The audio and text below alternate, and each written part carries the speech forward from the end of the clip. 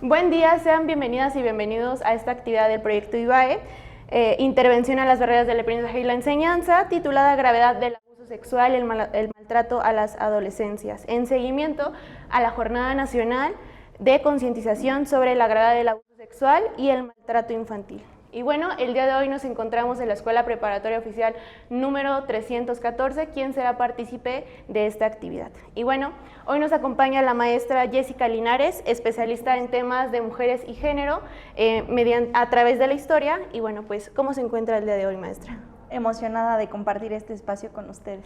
Muchísimas gracias por estar aquí con nosotros y bueno, bienvenida también a este espacio. Gracias. Y bueno, está con nosotros para platicar desde su experiencia en el ámbito y bueno, para dar apertura a esta plática, pues primero quiero comenzar que nos pueda contar un poquito sobre cómo podemos diferenciar qué es el abuso y qué es el acoso sexual. Perfecto. Bueno, pues el abuso sexual infantil y en general el abuso sexual tiene como característica principal la intervención física de forma sexual en cualquiera de los tres ámbitos, ya sea de manera vaginal, de manera oral o de manera anal, y se diferencia por dos características principales, una que tiene que ver con el abuso sexual directo y otra que tiene que ver con el abuso sexual indirecto. El abuso sexual directo es cuando existe una penetración como tal, mientras que el abuso sexual indirecto es cuando existe una forma de intervención relacionada con la enseñanza de la pornografía, con el voyerismo, con cualquier tipo de acción que estimule sexualmente a la persona que está cometiendo el abuso. Es un tema bastante delicado, es un tema que dentro de la sociedad sigue siendo tabú, pero que tenemos que eliminar ese tabú porque son situaciones sociales que pasan no solamente en la escuela, sino también dentro de nuestros hogares, y es por ello que tenemos que hablar del tema. Eso es en el caso del abuso sexual. En el caso del acoso, este tiene como característica tres elementos principales que son la interacción, la repetición y la duración. Hay un acoso cuando se ejerce un poder hacia otra persona, principalmente de menor edad, y hay algún tipo de hostigamiento en una sintonía física, sexual o emocional, incluso cognitiva. Siendo docente o algún administrativo aquí en el plantel, ¿nosotros cómo podemos identificar que un estudiante está siendo violentado? Bueno, hay muchas formas de poder identificar. Recordemos que somos seres humanos, entonces tenemos formas muy diferentes de expresión, aunque existe una serie de características que podemos considerar y que incluso son guías para la detección del abuso sexual infantil. Estas no son un diagnóstico. Dentro de ellas podemos encontrar, por ejemplo, el aislamiento social, el cambio de conducta, la agresividad, la falta de socialización. También podemos encontrar cambios en el comportamiento en torno a la alimentación, que la persona se esté haciendo daño físicamente. Podemos encontrar también, no sé, incluso ya en una cuestión física, que le cueste trabajo sentarse, que tenga incontinencia urinaria o incontinencia fecal. Sin embargo, que tenga algunos síntomas físicos que pues den a dar cuenta o denoten algún tipo de agresión sexual. Sin embargo, vuelvo a reiterar, aunque existen estas guías, no son como tal un diagnóstico, o sea, debe de existir todo un tratamiento. Puede haber personas que no padezcan ninguna de estas situaciones y sin embargo fueron víctimas de violencia sexual, entonces es algo muy puntual. Leía hace un ratito un ejemplo donde decía que hace siglos se creía que Júpiter solamente tenía 9 lunas, ¿no? Siempre tuvo las 129 que tiene, sin embargo no teníamos la ciencia necesaria para entender que estaban las demás. Lo mismo pasa, ¿no?, con la sintomatología. Puede ser que aunque existan ciertos patrones idénticos en las víctimas de abuso sexual o de acoso escolar, no necesariamente son una pauta. ¿Qué pauta se debe seguir en caso de que un estudiante nos informe que está siendo violentado? Bueno, creo que aquí nosotros como docentes tenemos que tener mucha cultura de la prevención.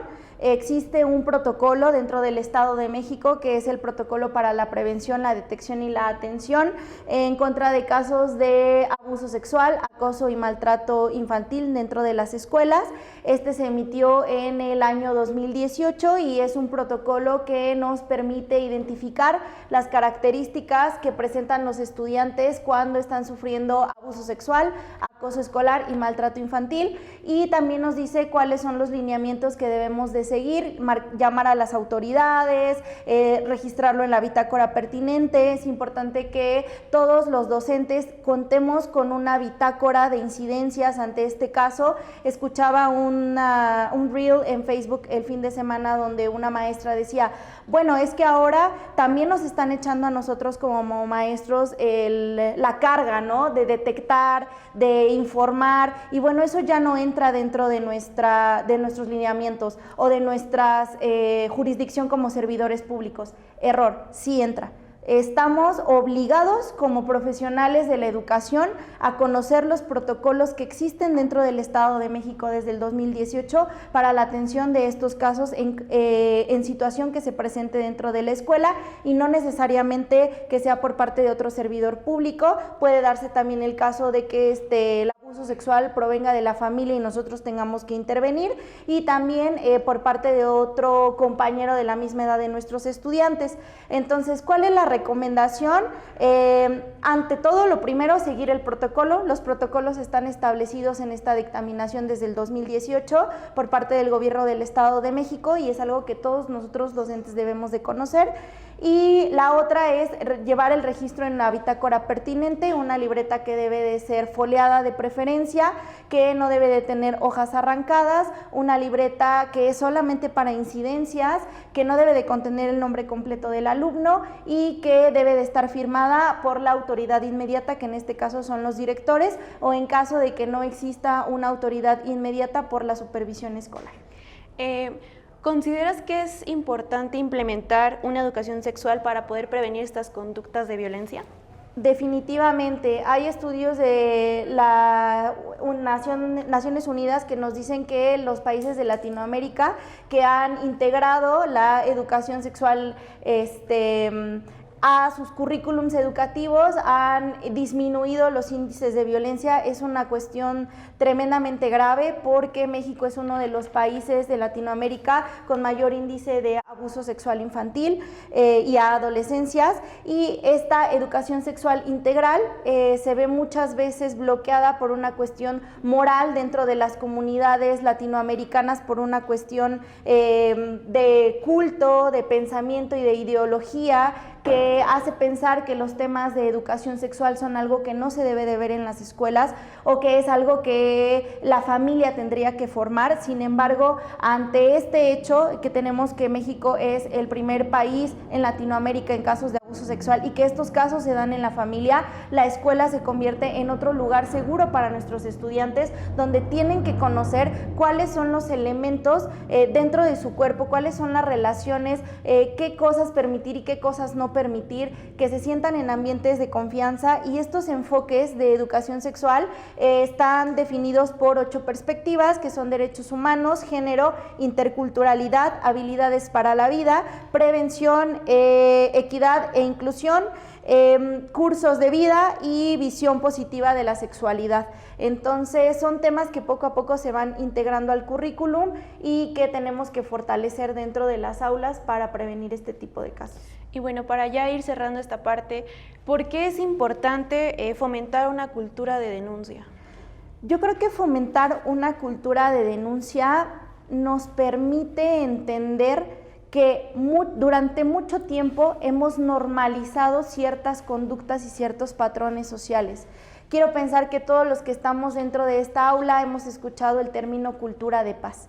Bueno, pues el término cultura de paz, en contraposición, nace de crecer en ambientes de cultura de violencia, donde nosotros como sociedad hemos normalizado ciertos actos violentos y los hemos pasado de forma inadvertida.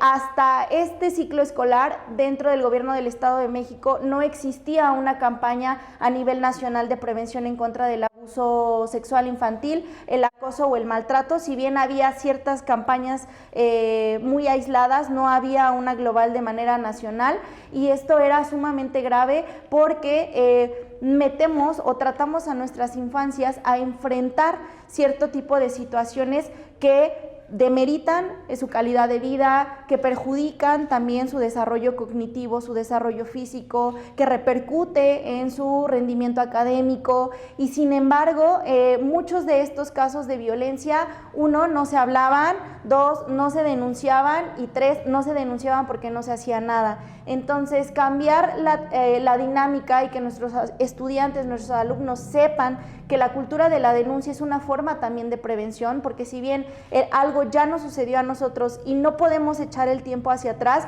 sí podemos prevenir que a otras personas les suceda, ¿no? A través de esta cultura de la denuncia, del no quedarnos callados, de el saber que el ejercicio del poder que tiene un adulto sobre nosotros no define que lo que él esté haciendo sea correcto.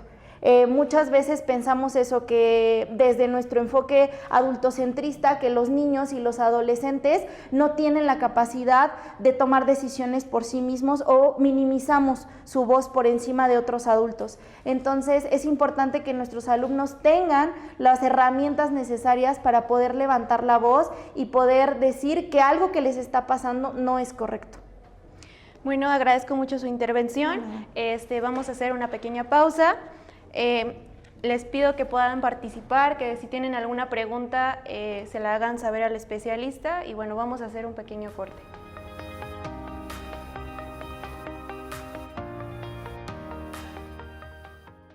Bueno, agradezco profundamente su intervención. Ahora vamos a pasar a la dinámica de preguntas y respuestas, y de este lado tenemos una pregunta.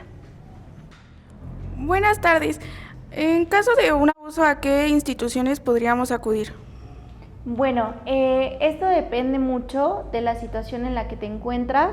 Hay diferentes instancias. Creo que dentro de los protocolos la primera acción está contárselo a una persona de confianza, y esta persona de confianza por lo general tiene que ser un adulto. No necesariamente es así. Existen otras instituciones que nos ayudan en caso de abuso sexual. Está, por ejemplo, asociaciones sin fines de lucro como Granito de Arena, donde puedes solicitar el apoyo incluso psicológico si tú no tienes a un cuidador que te ayude, a una persona mayor de edad que te ayude a llevar un proceso legal.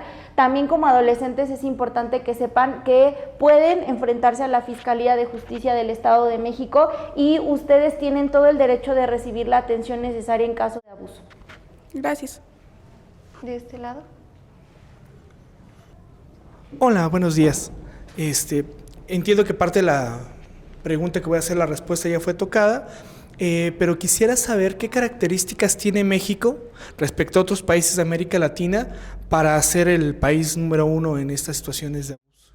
Gracias. Pues es muy complicado de determinar, ya que la mayoría de estos casos no se denuncian. O sea, la estadística que surge, me parece que el estudio tuvo conclusión en el año 2021, o sea, todavía hay que contar estos 4 años, pero hasta ese entonces México, a diferencia del resto de países de Latinoamérica, tuvo un mayor número de denuncias en caso de abuso sexual infantil. Eso quiere decir que se denunció cierto número de abusos.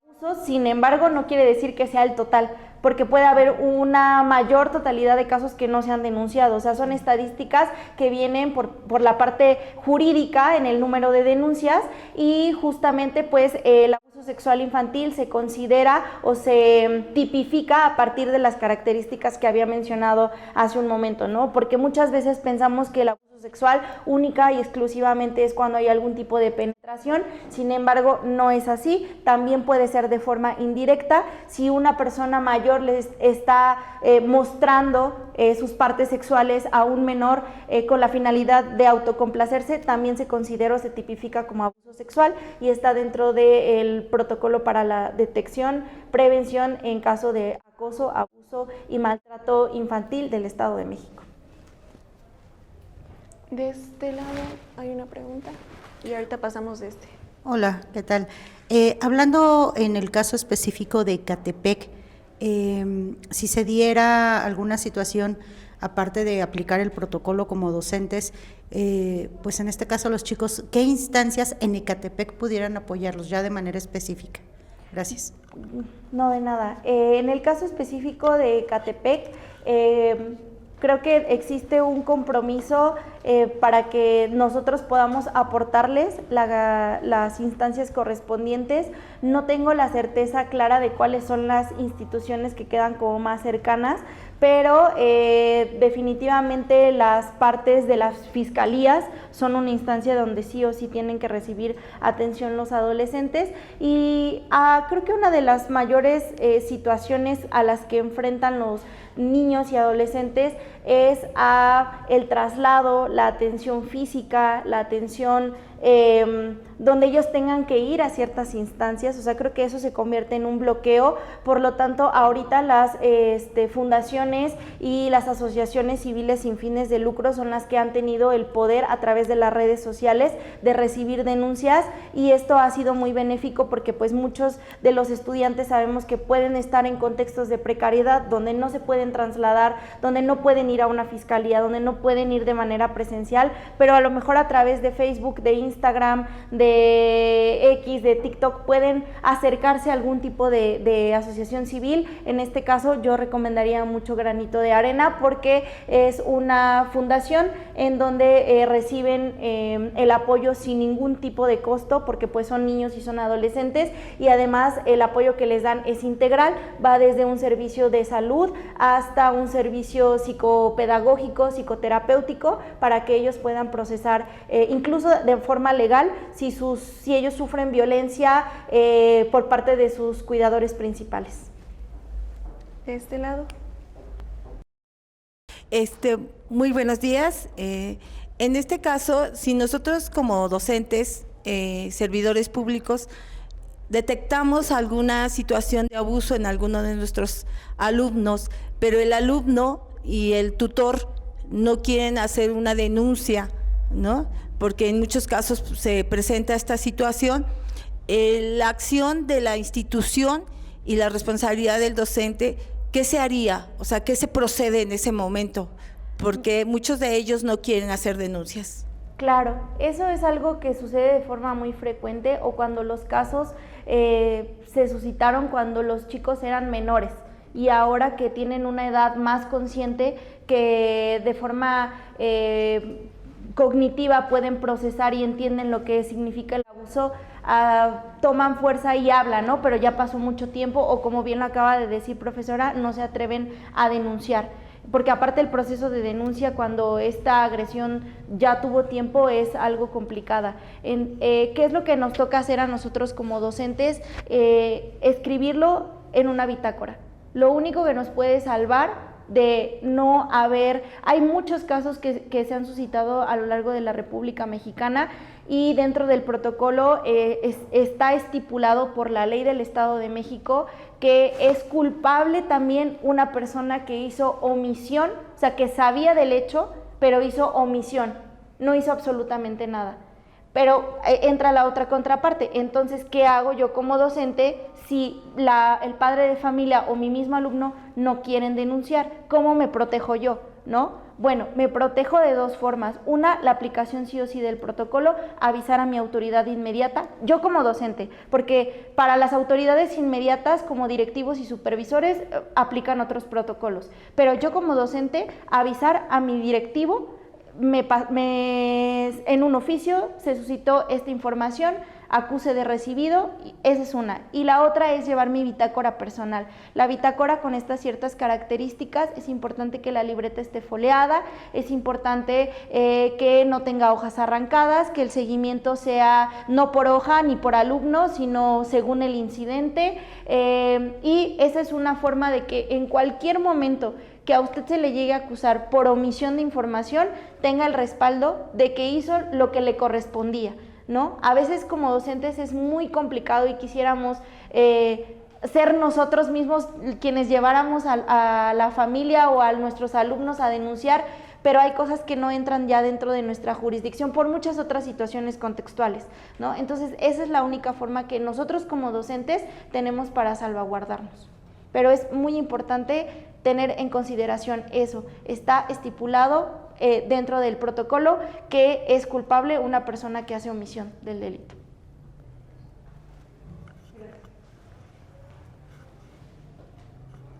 Buenos días.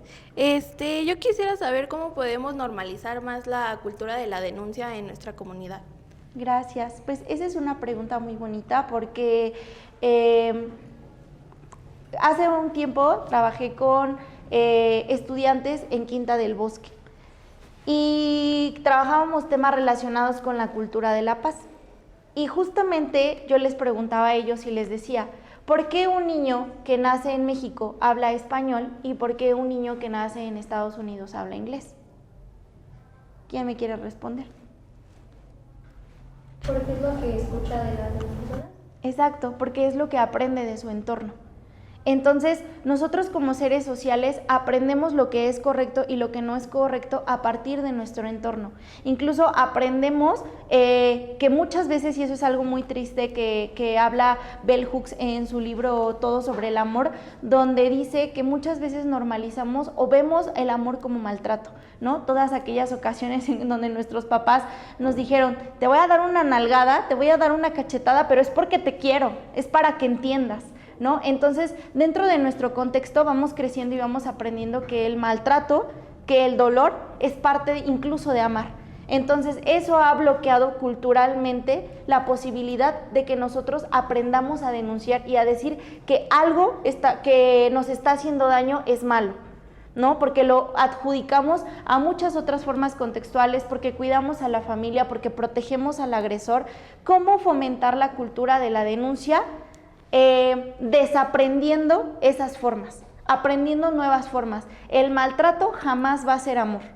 Si alguien me está haciendo algo que a mí me lastima y que a mí me hiere, eso no lo puede hacer una persona que me quiera. Por lo tanto, eso está mal, ¿sale? Y hay una estrellita también de 5 puntos que trabaja esta asociación de Granito de Arena, donde son elementos que nos ayudan justamente a la situación de promover una cultura de la denuncia.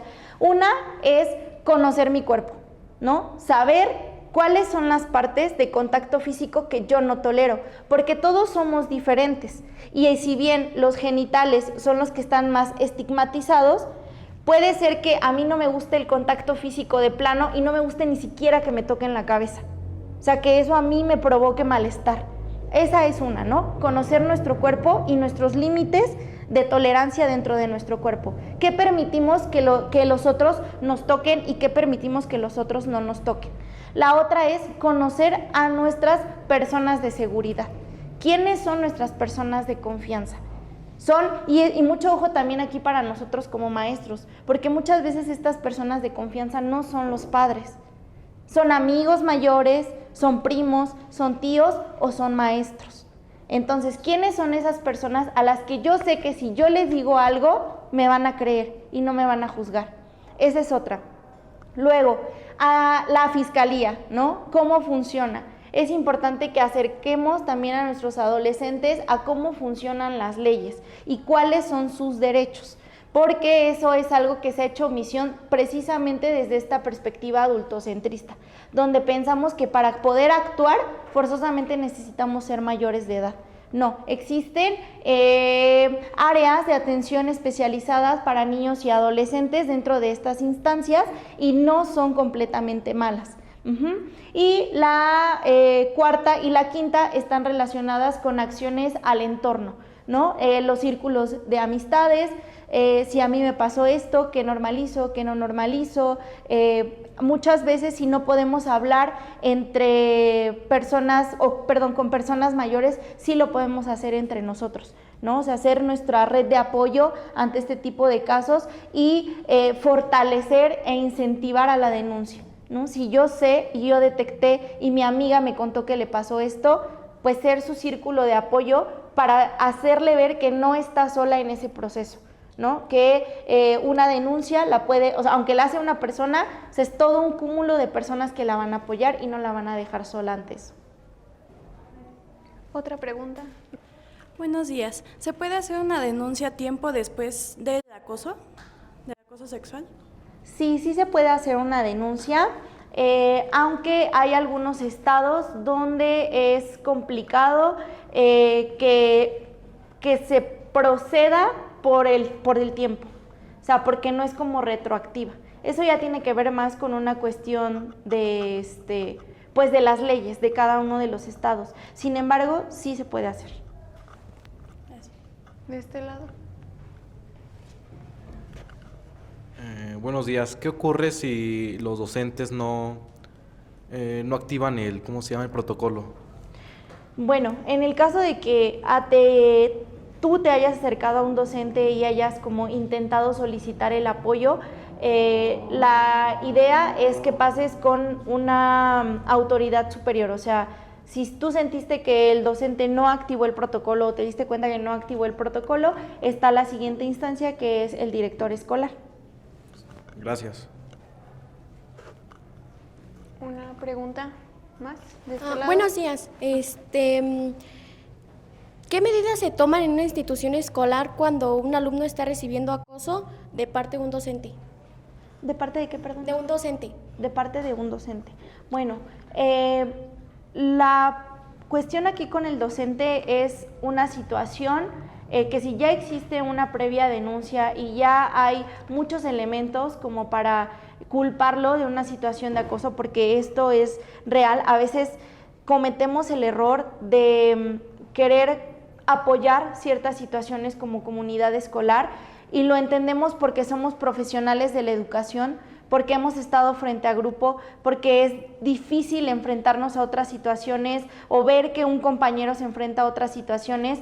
Sin embargo, como autoridad educativa, creo que si valoras demasiado tu trabajo, tienes que sí o sí seguir el protocolo, porque si los padres de familia te saltan, entonces las repercusiones de forma administrativa no únicamente van para el docente, sino para quienes hicieron omisión, entre ellos las autoridades educativas como la dirección o la supervisión escolar. Y se han dado casos de recesión por parte de compañeros docentes precisamente porque dentro de la institución educativa se hizo omisión, ¿no?, de este tipo de situaciones. Entonces, creo que es el consejo incluso que el mismo CONEVI da todo el tiempo, ¿no? Seguir los protocolos, levantar las actas. Yo sé que queremos mucho a los compañeros, sé que los estimamos, sé que muchas veces no creemos que eso suceda dentro del grupo, que a lo mejor el compañero de español, de matemáticas, de ciencias, que hoy es acusado, era mi super amigo, pero si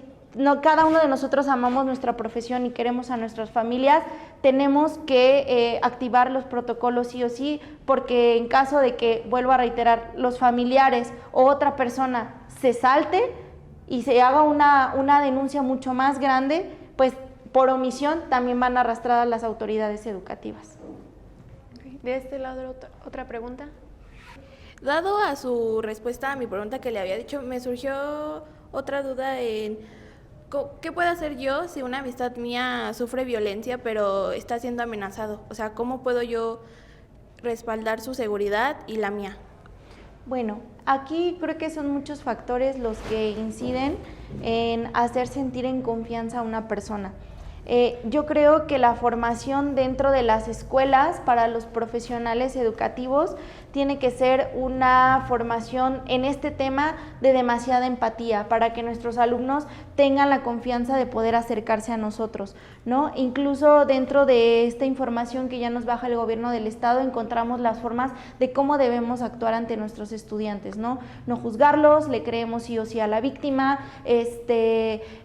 Yo quisiese que a partir de esta reunión cada uno de ustedes sepa que en sus maestros está una figura de confianza en la cual ustedes pueden hablar y pueden expresar lo que están viviendo, porque ahora se ha convertido en parte de nuestra función también como docentes.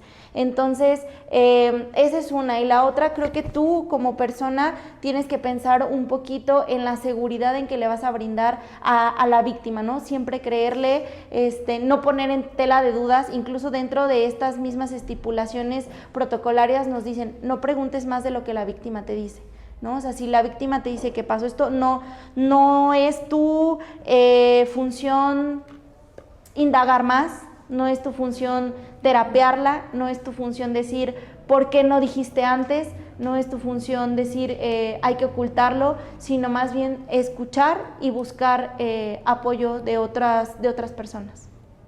De nada. Una última pregunta de este lado. ¿Qué mensaje le daría a alguien que esté pasando por esta situación o que la haya pasado? Pues que no es su culpa. No es su culpa. Hay toda una situación de trabajo psicológico y muchas veces psicosocial, es decir, la misma sociedad nos hace pensar que sufrimos el abuso o el acoso por nuestra propia culpa, ¿no? Nos revictimizamos, la sociedad revictimiza a las personas que sufren de abuso o de acoso. Sería eso, no es tu culpa. Y la otra, no estás solo, ¿no? Hay muchas personas, así como existe gente capaz de dañar, de maltratar a una infancia, a una juventud, también hay muchas otras personas que están en toda la disposición de apoyar sin recibir nada a cambio. Atrás una última pregunta. Buenos días. En caso de que la denuncia se haga tiempo después, ¿qué procedimiento se lleva a cabo y qué pruebas se requieren para ello? Bueno, aquí igual lo mismo sucede, depende de cada instancia y esto va conforme a las leyes de cada uno de los estados. En el Estado de México, pues la denuncia como tal puede hacerse y ya dependiendo las características de cómo haya sido este tipo de abuso es que se requieren las pruebas, pero también hay un tiempo especificado en el caso del abuso sexual. ¿Por qué? Pues porque hay lesiones que pueden ser tomadas por peritos para que la denuncia proceda de una manera más rápida. Cuando ya pasó tiempo, pues los protocolos son otros y el tipo de pruebas a veces son muy difíciles de obtener, pero hay otros medios de denuncia, como es el caso civil, ¿no? Cuando ya se está perjudicando a la persona y hay algún tipo de prueba en cuanto a mensajes de texto y demás. Hay un caso muy famoso que se dio en una artista que se llama Sasha Sokol, me parece, que había sufrido abuso, pero el abuso había sido de mucho tiempo atrás, ¿no? Entonces, por esa área penal ya no procedía su denuncia, pero sí por el área civil, porque había otro tipo de pruebas donde él, la persona, el agresor, en algún momento dijo que había tenido una relación con ella. Entonces, son diferentes áreas dependiendo las pruebas que se tengan. Por eso cada caso es específico y he ahí la importancia de hacer la denuncia, porque ya abogados especializados te van a decir por qué área puedes demandar y por qué área puedes ganar o salir satisfactoria, o que tu denuncia salga satisfactoria. Bueno, agradezco mucho su participación, maestra, y bueno, se cierra el espacio de preguntas y respuestas. Agradecemos su interés a todos los aquí presentes. Estén al pendientes de la próxima actividad de IBAE. Síganos en las páginas oficiales de la Subsecretaría de Educación Media Superior y la Dirección General de Fortalecimiento Académico de Educación Media Superior. Y bueno, muchísimas gracias, maestra. A continuación, el doctor Horacio Muñoz Durán, director general de Fortalecimiento Académico de Educación Media Superior, nos dará unas breves palabras de agradecimiento. En seguimiento a la jornada de concientización sobre la gravedad del abuso sexual y el maltrato infantil, se presenta un foro abierto que se titula Gravedad del abuso sexual y el maltrato a las adolescencias, dirigido a la Comunidad de Educación Media Superior del Estado de México, que encabeza el subsecretario Carlos Alberto Salgado Treviño. Por supuesto, alineado al plan de desarrollo de nuestra entidad 2023-2029, que se trabaja con la estrategia de fomentar la educación socioemocional, la salud mental y física a través de la siguiente línea de acción: instrumentar programas en las escuelas y desarrollar materiales para prevenir y combatir el bullying, las adicciones, la violencia de género, el embarazo y los suicidios. Esto en colaboración con madres y padres de familia, la sociedad, los medios de comunicación e instituciones nacionales e internacionales, tanto públicas como privadas. Agradecemos la participación de la maestra Jessica Linares Verona, especialista en temas de mujeres y de género a través de la historia, así como a la Escuela Preparatoria Oficial número 314 por brindarnos las facilidades para llevar a cabo esta importante plática. Yo elijo cuidarme. Reciban un gran saludo desde la Dirección General de Fortalecimiento Académico de Educación Media Superior. Bienvenidos y que sea de utilidad. Por último, haremos el cierre de la actividad con la entrega del reconocimiento. A nombre de la Subsecretaría de Educación Media Superior y a través de la Dirección General de Fortalecimiento Académico de Educación Media Superior, se otorga la presente constancia a la maestra Jessica Linares Verona por su destacada participación en el foro titulado Gravedad del abuso sexual y el maltrato de las adolescencias, dirigido a la comunidad escolar de educación media superior. Muchísimas gracias. Gracias.